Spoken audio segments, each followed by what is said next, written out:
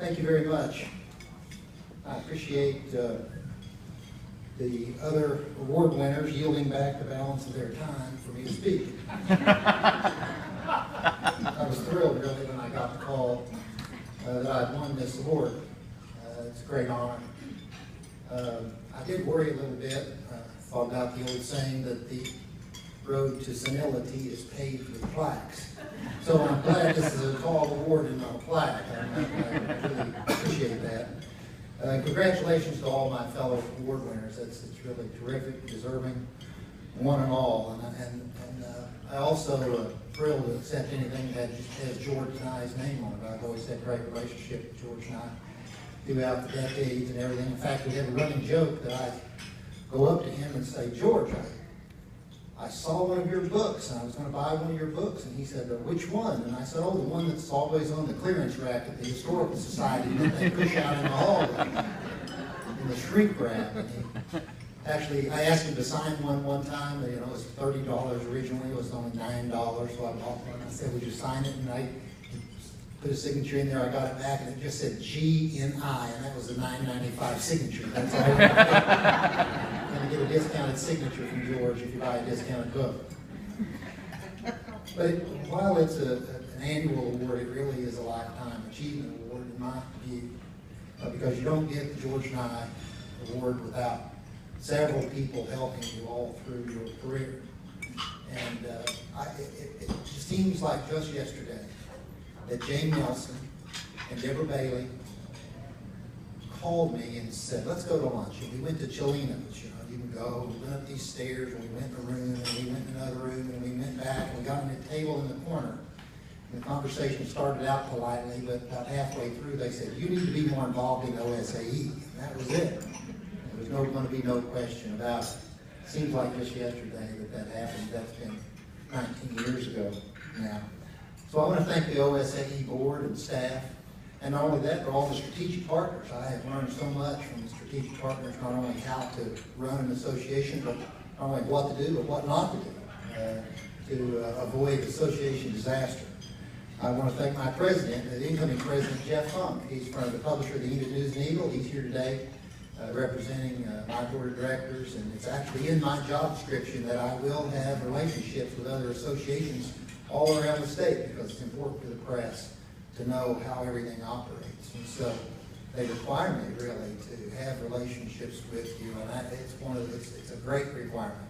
I hope all the executive directors get that requirement into their job description. I want to thank the OPA staff that's here today.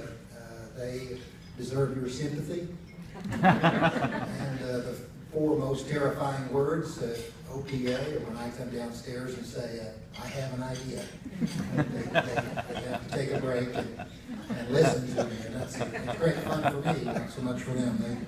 And I also want to thank my family, my two children who've taught me more than I think I'll ever teach them, and also my wife, Debbie.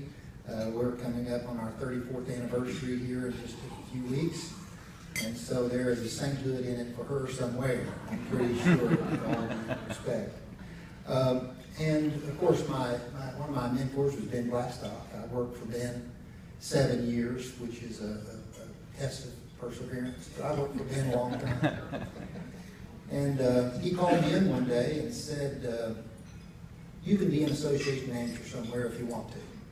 And if you do, I'll teach you how.